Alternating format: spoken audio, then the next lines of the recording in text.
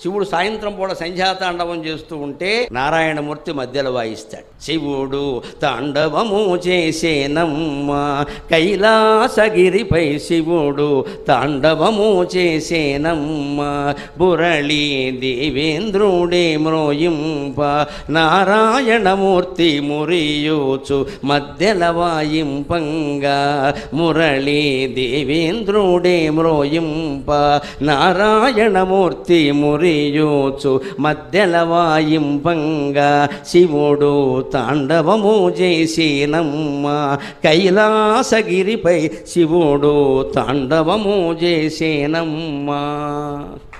శివుడు తాండవం చేస్తుంటే దేవేంద్రుడు మురళి వాయిస్తాడు. ఏదో ఇక్కడ హరికథ చెబుతుంటే మృదంగం ఫలానా వారు, ఘటం ఫలానా వారు, వైలిన్ ఫలానా వారు, ఇవి అన్ని పేర్లు ఉంటాయి.